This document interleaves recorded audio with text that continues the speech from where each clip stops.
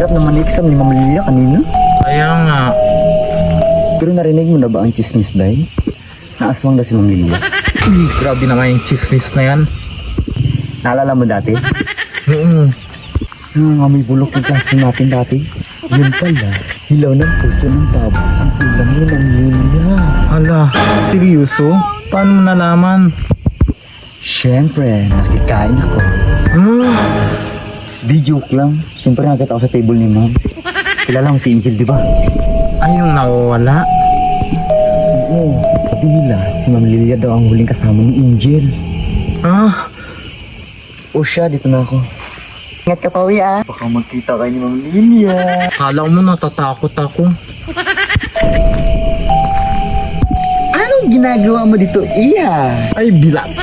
Anong bilat? Ay, Ma'am Lilia, ikaw pala yan. Balat po, ma'am. Ito nga nangati yung balat ko sa paa. Maingron po kasi ako. Ay, ganun ba? Umuwi ka na. Bilog pa man ngayon ng buwan. Ganitong oras pa man naglalabasan ng mga aswang. Sige, ma'am, dito na ako. See you tomorrow.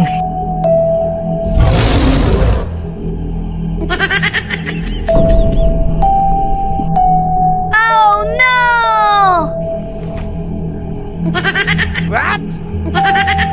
Ma'am Lilia, ikaw ba yan? Oh no!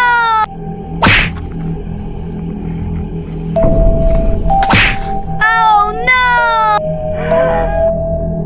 Oh my god. Yung mga kapitbahay. Hala, walang tao. Magtawag na lang ako. Ay, naalala ko pala. May cellphone ako. Hello? Barangay Tanod? Tulungan niya ako. May aswang dito. Ha? Address? Anong address na nga ito? Barangay Itilan. Oh my god. Salamat po.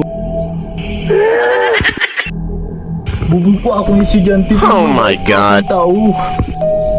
Diba ng Teacher's Day, binigyan kita ng chocolate. Oh no! Lead me, Lord,